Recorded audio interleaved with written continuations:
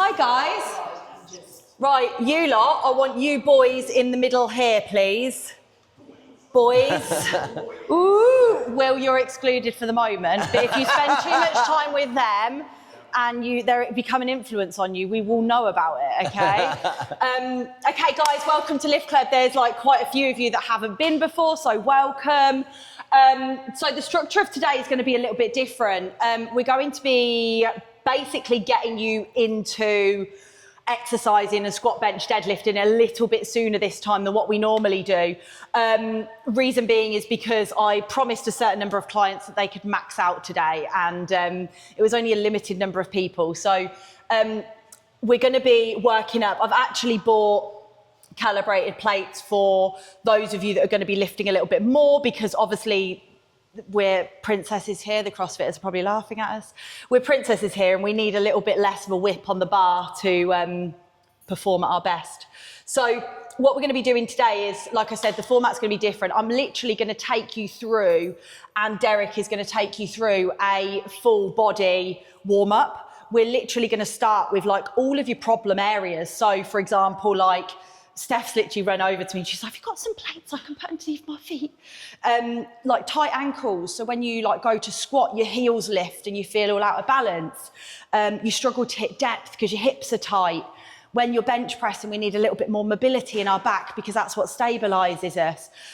When we're deadlifting, it's not actually pulling it off the floor, it's actually pushing through the floor. So we're going to go through like the exercises, why we've chosen those exercises, how you can then incorporate them into your warm-up routines, because you should be warming up before you start.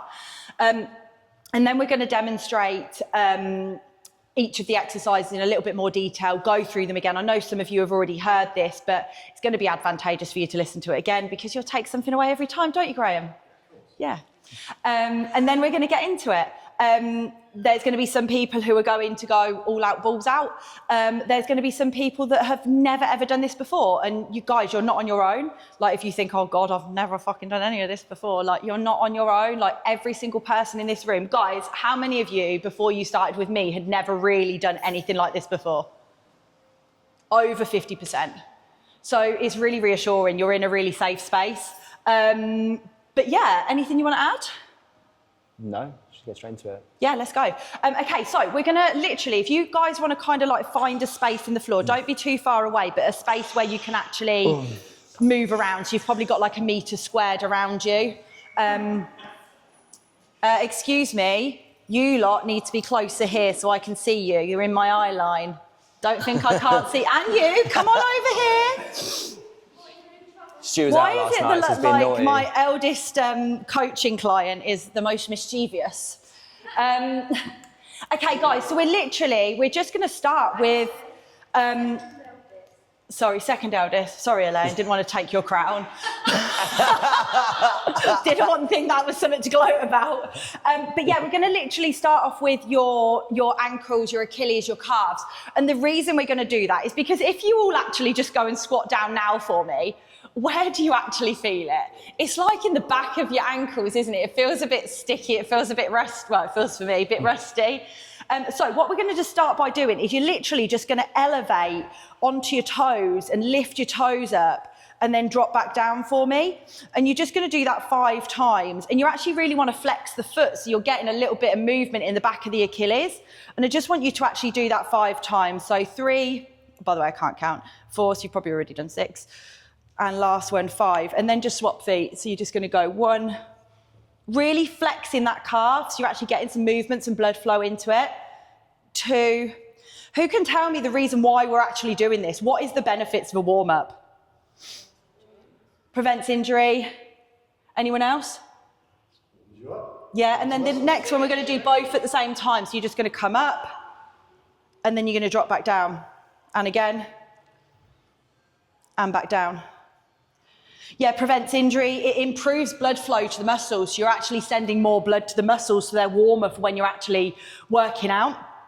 Okay, so what I'd like you to do now is you're going to lean forward and this knee is going to travel over the toe and you're going to feel a stretch rather than, because what we've done is we've just kind of worked that muscle now and you're going to feel a stretch and it should be, you know, it should be no weight in your back leg. You should be literally pushing all your weight forward on that front knee, and it should be square, and you should feel a real big stretch through like your Achilles into your calf. And then when you've done that and you've held that for about 10 seconds, we're just going to lean that knee, go to the left, okay? This is what you're not to do when you squat.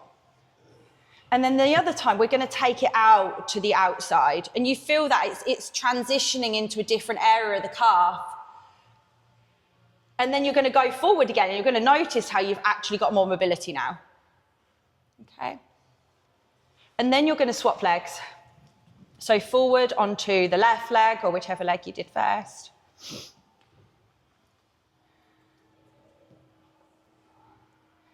And then you're going to bring it to the inside, the knee to the inside. Derek and I always call things him. I don't know why we do that, but it's probably quite weird in front of other people. And then over to the left. Cool, and then again, back to the middle. Okay, so now, when you drop down into that squat, how much better does that feel? Thumbs up, middle or down? What's that? That's my clicking. Who's clicked? So much better, right? Okay, so what we're going to do now is we're going to take you into like a sumo squat. So you might want to just latch onto a bench behind you. I'm actually quite comfortable at holding this position. So when Steph's taking sumo to the extreme. So when you're doing your sumo squat, what you're going to do is you're opening up through the hips. We're starting to get into our hips now. We're going to do like hips, calves, hamstrings, and then Dell's going to take over for the upper half of the body. So you're just going to sink down into that. Your heels should not be lifting off the floor. So you see how your knees have just literally like, they want to come straight in. I want you to wedge your elbows into them and push them out. And the other thing that you're all trying to do now is you're going, help, you're praying, lift that chest up, okay? So what I'd like you to do is drop one hand down and push it into the right leg. Really open up, and you should feel that in your hip, yeah? Can everybody feel that in the hip? And what I want you to do, really slow pulses, like rocking over to the right-hand side. And you see, guys, like if you've got tight ankles and tight hips for your squats, how you could just literally, Julie, get back down. Include these into your warm-up, and it's going to just make it so much more comfortable for the rest of your session. And then you're going to rock over to the left. And the same again, you're just going to hold for 5. Jules, lift the chest. You need to do more of these in your gym sessions, my love. They are in your program. And then again, rock over to the left, like 5 small pulses. Ben, is that a sumo?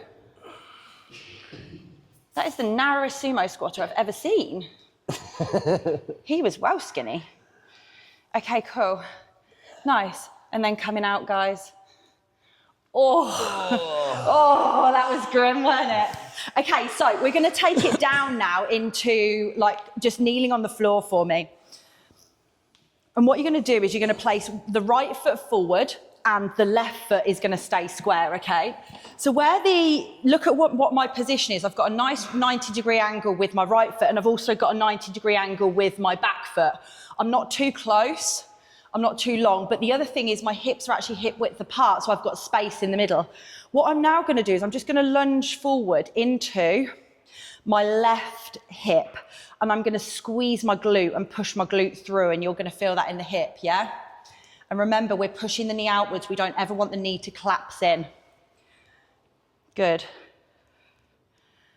And then you're just going to hold this for another 3, 2, and 1. So, options here. I sound like I'm doing yoga. Take hold of the back foot, and you should be able to get a quad stretch. Oh, how we do? My knee don't have that today. Yeah, so you should be feeling it on that leg. Drive the hip forward. Yeah, pull the foot in. If you are in the gym and you're not able to do this yet, an alternative option is you can rest your foot on a bench or something behind, okay? And you'll get that quad, yeah. Cool, and then I want you to swap legs now, guys, so we'll go again on the other side. So again, nice 90-degree angle, nice 90-degree angle, and then you're just going to push forward, squeezing the glute. Just the hip stretch first, Jules. Lifting the chest up, driving forward so we're not collapsing through the chest. You'll hear me talk a lot today about like chest up, shoulders back. Like we're always searching for like neutral posture. We always want our spine to be in alignment. We don't want to be collapsing forward. So we've got a rounding through the spine. Good, and then if you can, just taking hold of that back foot. I'll give you a second's quad stretch in a second if you're not able to do this one. Oh, that's it, Jules. Drive the front foot forward. Oh, my Lord. Hey, she's in. You want to see Julie squatting tonight? It's going to be insane. She's not going to hear me say depth once.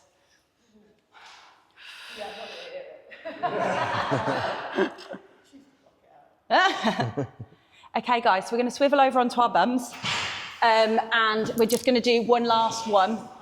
So, hip 90-degree angles, okay? So they're just called 90-90s for obvious reasons. Your knee is at 90 degrees and this leg is at 90 degrees. Well, my demonstration from this, I'm not going to lie, it's not going to be perfect because I've got really tight hips. But basically, you're looking for both glutes to stay on the floor, and you can already see mine doesn't. But what you're doing is you're just going to support yourself without your foot moving, and you're just going to rotate one foot across to the other side, squeeze and hold. Anna, that face. That was a face of disgust. And then switching over to the other side. And then you're just holding that there. Steph, just bring those feet just a little bit further forward for me, darling. Graham, I don't think they're a 90-degree angle. I definitely think you're a mathematic. I'm not very good at that. Don't clearly. And then switching again, guys. We're just going to do one more on each side. Whose bum touches the floor? Mine definitely does not. I'm like so tight through my hips though. If you are a fucking pro at these, you can take your hands away, lift the chest up, and swivel without. Good, and hold that. What was that noise? Was that a duck? And then last one. Stu's forgotten what 90 degrees looks like as well. He's chickening out of this one, Del.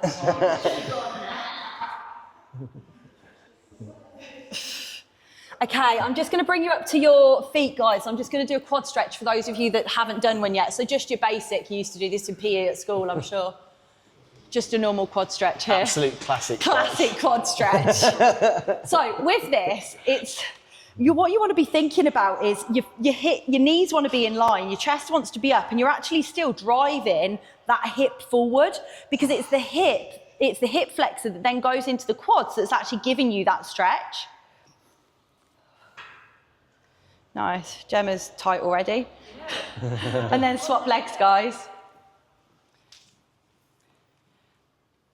And then Derek is going to take us into your lower back and your upper back and your upper body before I then take over again and go through core and bracing, and then we're going to get going. Over to you. Cool. Right, now we've done some work, let's all have a lie down. We'll start lying down, and then we're going to give ourselves a nice hug, bring the knees in. And we're See, just I knew it was softer than me. We're just going to rock backwards and forwards, working our lower back. Have a little roll here. Guys, I'm feeling favouritism is going on right now. Right, then we're going to extend the legs in, and we're going to bring our right knee in, hug it in, and then we're going to open up our right hand and bring our knee across our chest to have a nice lower back stretch. To the left side. You have to try and keep your shoulder down. You should feel a nice twist in the lower back. Hold here for a few seconds. Then we're going to Ben, what are you doing? Come on. Come on. I'm going to get him over. Come on, Ben, get it over. I didn't manhandle you guys, you're lucky. Then we're going to come back to centre and swap over, okay? So extend the right leg, left leg coming over. Looking over your left shoulder should intensify the stretch. Breathing into it, guys. If you do feel an area of tightness, really big breaths into it. That's what I'm having to do at the minute. A few more seconds here. Then we're going to get ourselves onto all fours. We're going to go into some cat-cows. So we're going to start by breathing in and bringing our midsection upwards, like a scared cat. Then we're going to release our breath, open up the chest, raise the head, And get a nice stretch in the lower back. We're going to breathe in once again, go into our cat.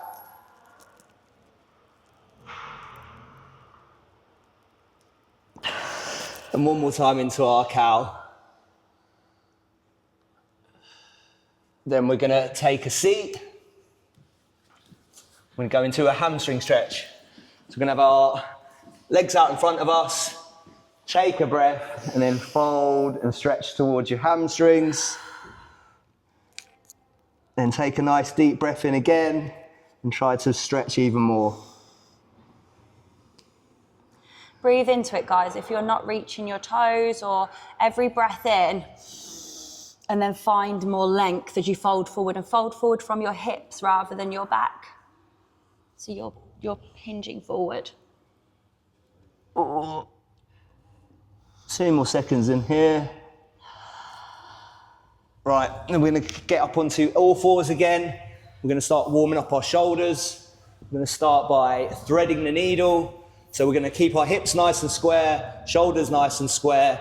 We're then going to reach through with our right hand, stretch through, hold for a couple of seconds there, and then come back up. Left hand through now, stretching through. Just get a nice stretch in your shoulder joint here. Breathe into the stretch, and back up. One more time on the other side, right hand through. I love that I'm breathing into my microphone. It's going to be so enjoyable for the person listening back. Switch one more time, left hand through. Should feel it in our right hand side. And then up, back onto all fours. Right, we're gonna stretch out our lats now. So we kind of need to find a bench, or we can actually do it on a bar if it's at the right height. So we're gonna be stretching out our back. Just have like half of you on the bench there, and then Derek will show you what you're doing, and then some of you can share this with the bars here. So we're just gonna lean ourselves onto a bench or a bar. You're then gonna get a nice stretch by putting your head through, and you should feel a nice stretch down through your lats. Hold that there for 5-10 seconds. And what we're trying to do, guys, with these thoracic stretches is obviously for bench, for squat, we're trying to open you up. Like, the majority of the population has really tight, small pectorals and a really weak kyphotic back, which means you're like hunched forward. So what we're trying to do is open up that thoracic spine and thoracic back and open up the chest in a second to give you more mobility to improve your posture. Right, guys, next one, we're gonna open up the chest. We're gonna need the rack, so join me on the rack. We're then gonna start with our left side.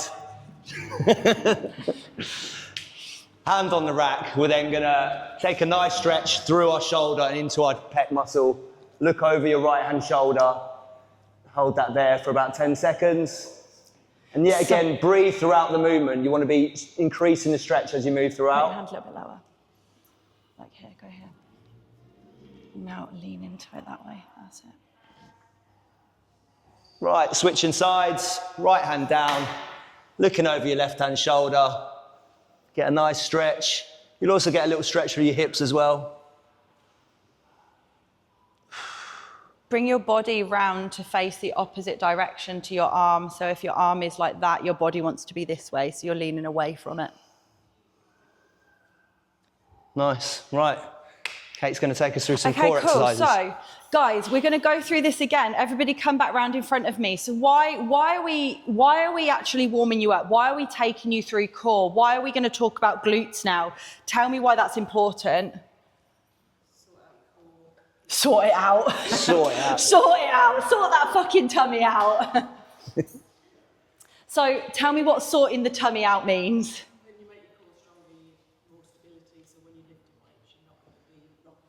Yeah, absolutely. So yeah, like Julie said, it's about creating stability. It's about creating safety. It's about, you shouldn't need to do 10,000 sit-ups at the fucking gym to have a strong stomach. If you're lifting weights effectively and you're using your core during all of your exercises, then you are effectively working this muscle group at the same time.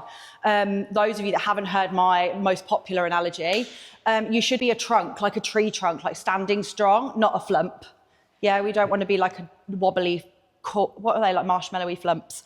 Okay, so what I'm going to do first is I'm actually going to talk you through actually activating and feeling your core, and then we're going to go through a couple of warm-up exercises that you can incorporate into the beginning of your session. So first things first, when you're bracing, what you are doing is, like we said, you're creating stability, you're taking a moment of presence before you're about to lift, but you're also protecting your midsection, your lower back. So what we're doing is we're taking a breath into the lower part of the rib cage, lower part of the diaphragm, okay?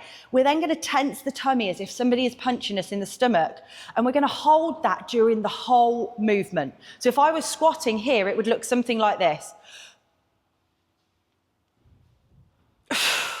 Reset, go again. The final piece of the puzzle is your pelvic floor. Imagine there is a piece of string from the bottom of your groin. You're drawing that string up. So when we're doing stuff and we're squatting, there's a tendency to do this. We don't. We actually want to tuck this in, because when I stick out like that, my back's rounding. When I'm like this, I've got a neutral spine. So other things I see people do wrong is go, prepare to lift, and they just take in that. Hannah, you nearly laughed.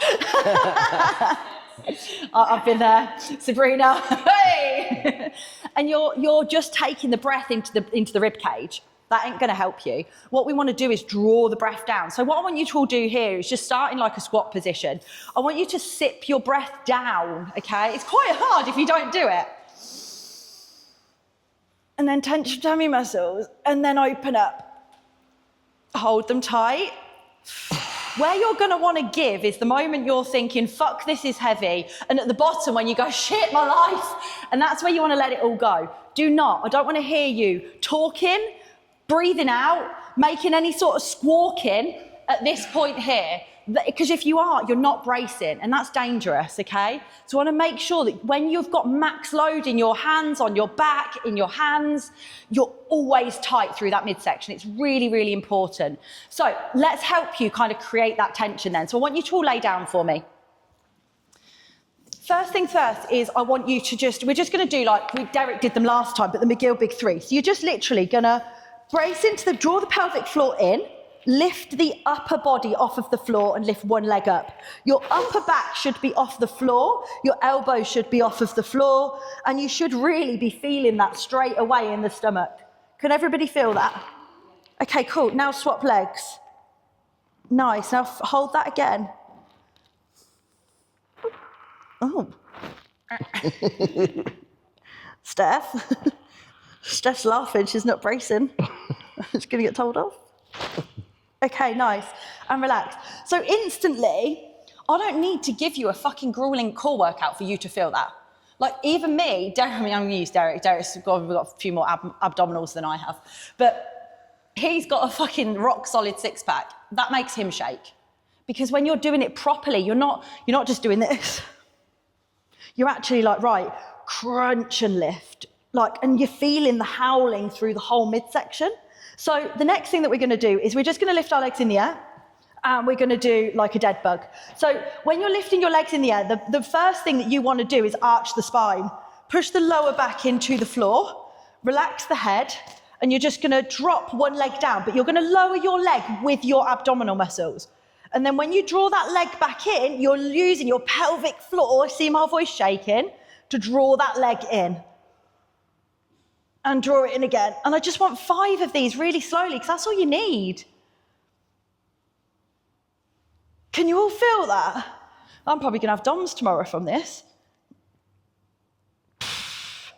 3 more on each leg. Ben, I can see you out the corner of my eye. I'm not even facing you. The work that you put into your warm-up, to your core, to your mobility will transition across to making you a better lifter. Last one. So I felt every single one of them. That was pretty grim from me, I'm not going to lie. How did that feel for you guys? You can all feel it, yeah?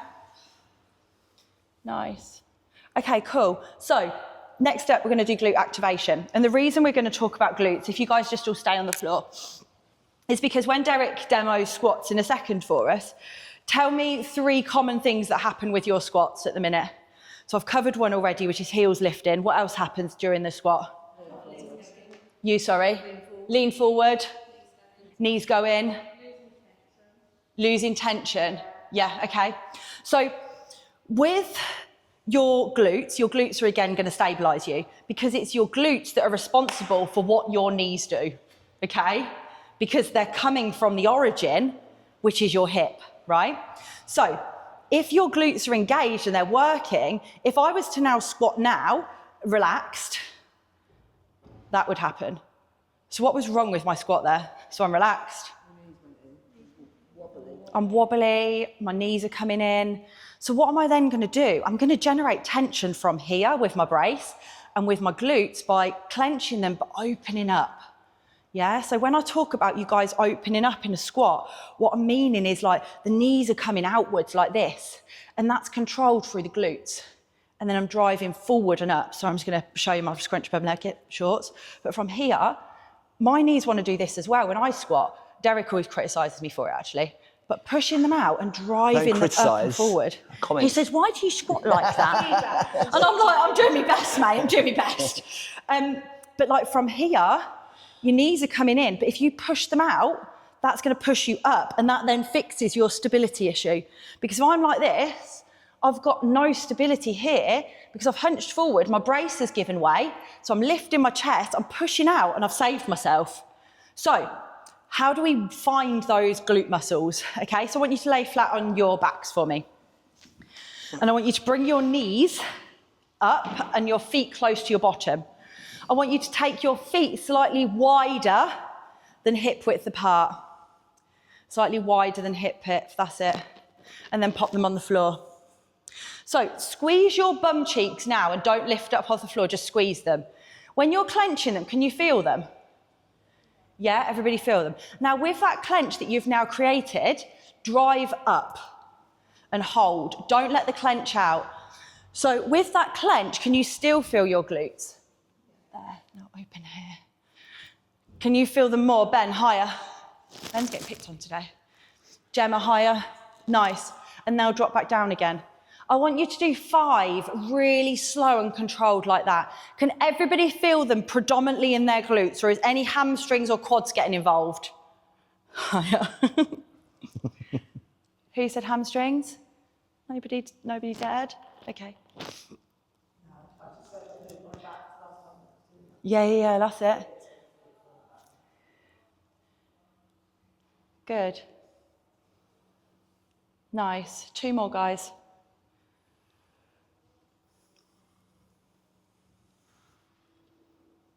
Oh, so peaceful. Nice.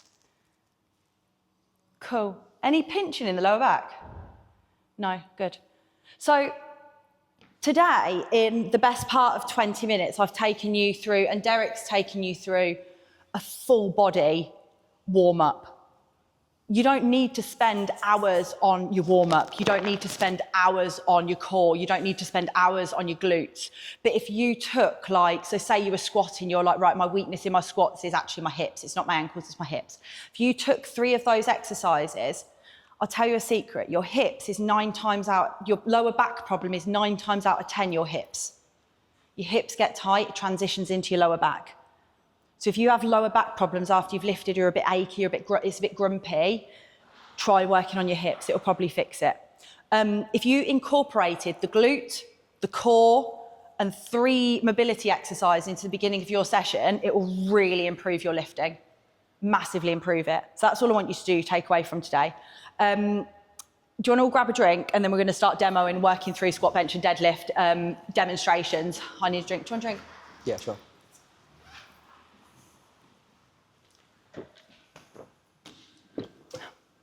And then I would just want you to come back here in front of me.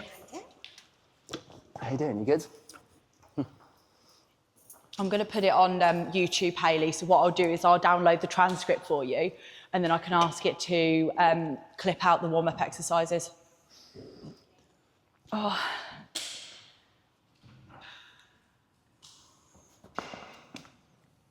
Nice, guys. Ready whenever you are. Oh. Should we use this one? Yeah.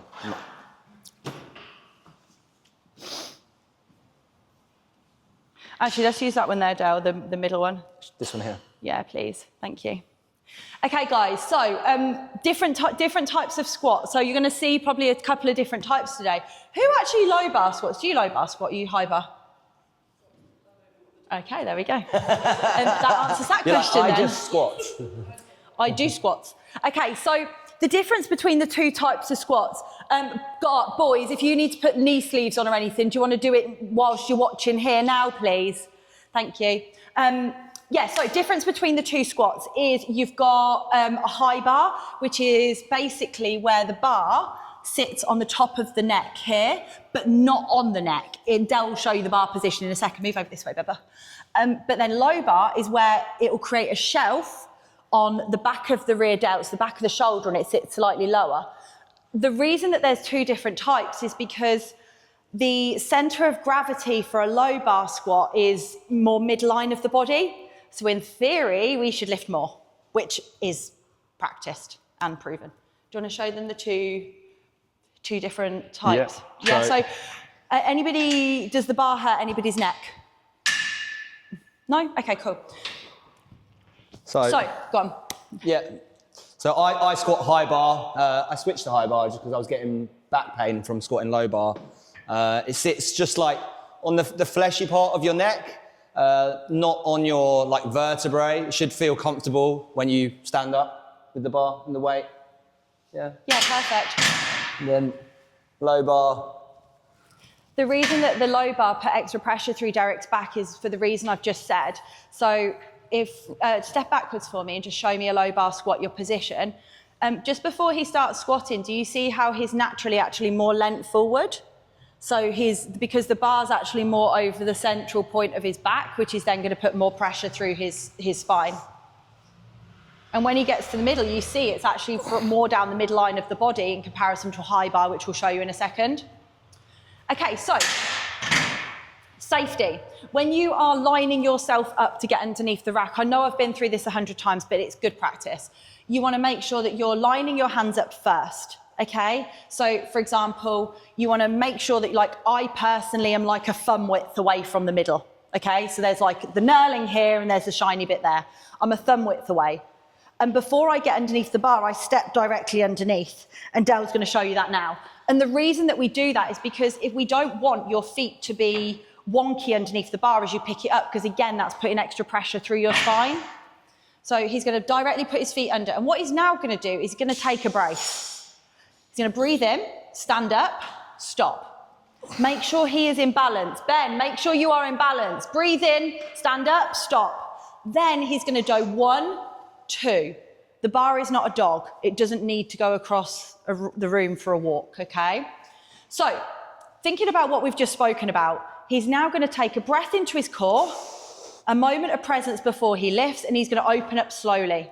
3, 2, 1. His depth point is where his hip and his knee are in line. And if you've not been there before, we will help you get there through balls and boxes to give you confidence and support. He's then going to drive his knees out and stand up at that speed. So you notice how, again, he goes down on a count of tempo. 3, 2, 1. Now he drives up. We don't need you to pause at the bottom, okay? So then he's going to walk the bar back in. Those of you today who are going for personal best PBs attempts, Del and I want to watch you do them, okay? We want to be there for you when you're doing them. So can you just wave, and I'll do what we did at the comp, and I'll give you a number of order of which ones we're going to run in, okay? When you are lifting today and you're squatting, and if you're feeling a little bit nervous, there is enough people in this room that you've got a spot either side. What spotting looks like is watching the person in front. The person tells the spotters how many reps they are going to be doing. so that they know. And then when you finish the rep, you're going to stand by the side of your person so that you've got them in case they need you. Yeah? Any questions on squats at all, guys? Cool, let's go on to bench press. Do you want to grab that bench, babe? Yeah.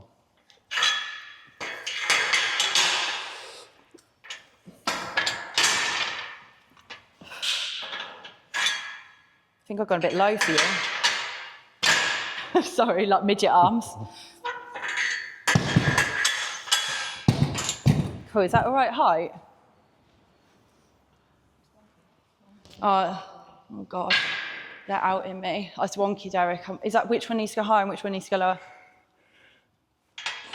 No, not lower.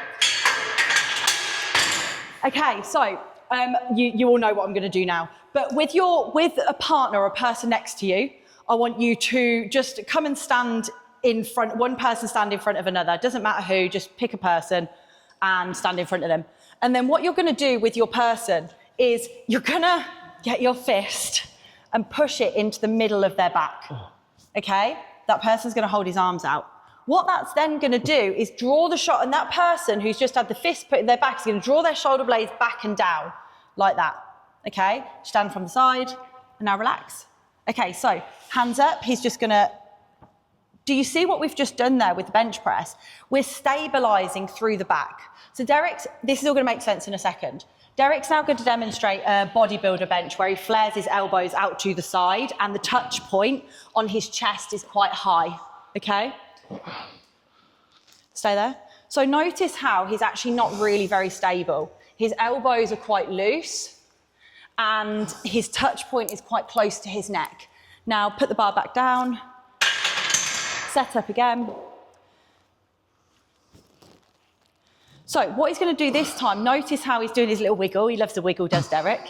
He's just done what we've done there. He's lifted his chest up and squeezed his shoulder blades together. As he lowers down now, he's going to imagine that he's bending the bar or ripping the bar around his body. What that's going to do is notice how the bar's already positioned further forward, which is then going to change the touch point. Ready when you are. Notice what is happening now. He's a lot more stable. The elbows are locked in because it's those big lat muscles that are holding it in place. There's also less risk of him actually choking himself if it doesn't go to plan. Yeah? And then push up. So this is why we've done all this thoracic mobility and this chest mobility to warm you all up so you're in a better position. Stay there a second. So when you're setting yourself up for the bench, do you want to chat through this one? Like the position that you want to be in on the bench? The eye line with the bar? Yeah, sure. Cool. So you want to make sure that your hands are even by using the knurlings on the bar. You then want to have the bar around eye line and then make sure you're bracing yourself before you unrack. You're then going to bring the bar forward and then make sure you reset your brace at this point. Yeah, 100%. That's really important, guys. You don't want to throw your bar out the rack and then just suddenly start lowering it. You want to take those two braces, okay? And then a big breath into the core, again, that brace, and then you're going to do what we've just done. When you finish your rep, you're going to stop. Your last rep isn't half a rep trying to put it back in the rack. Do your last rep and finish and hold it for a couple of seconds, okay? Hand position, you can pop that down now. Hand position is going to vary based on you and your body. I would start with little finger on the narrower rings, okay? And then I'll come and tweak things. And is everybody happy with me to be quite hands-on? My clients are, everybody else. Just checking. And then last one we need to just work through is deadlift. Do you want to just we'll grab these blue plates. Do you mind just lifting the red one up, Gray, and I'll grab the blue plate. Any questions on bench, guys? Thanks, darling. Yeah?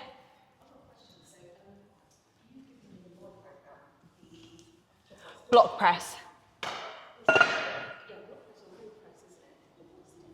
So Sabrina's got, and I've actually got a block on my chest at the minute when I bench because I've got a shoulder injury. Because you've got a shoulder injury. Sorry, darling. So the reason that I've put that on there is because full range of motion on a bench is recruiting a lot of shoulder at the bottom, okay? So what the block does is it raises the position of the bench And also for me, not so much, you've gone a little bit narrower, but a narrower grip as well puts it more into the triceps and less into the chest. So it's, and also you could argue that if you're wider, you'd be reducing your range. So it's kind of 6 of one and half a dozen of the other. Okay, cool. Any other questions on bench? No, last one then, let's go. So deadlift, do you wanna go? Do you want me to talk through it? Yeah, you can talk through it. Okay, cool. So with your deadlift guys then, it is not a pull and like popular opinion, it is a push through the legs. So you've all leg pressed before at some point in your life? Yeah, so what you're going to do is your feet want to be hip width apart. I say this every time, but it's the most common thing. Girls, your hips aren't here. They might have been when you had kids, but they're not here anymore. They're literally directly underneath your hip bones, okay? So your feet are hip width apart. The bar, when you start, is over the midline of the foot, okay? The next common mistake is you don't need to have your arms out like this. They just come down to the outside of your body. So remember what we did at the beginning, chest up, shoulders back. We're always wanting that neutral posture. We're gonna brace into the core. I like one hand one way, one hand the other, because you're gonna get a better grip on the bar. And then you're just gonna basically pull against the bar first. Push through the legs. Okay? So from the side. So hip width apart, chest up, shoulders back, hinging at the hips. So you see how I've got a nice neutral spine, my bum's not too low, I'm literally at this nice pivot point. Imagine like a seesaw. You are the seesaw, you're the central gravity of the bar. You're gonna hold onto the bar in the lower part of the hands, pull against it, push through the legs. Any questions? We're gonna guide you through every single exercise, so I know it's a lot of information to take in. Any questions at all?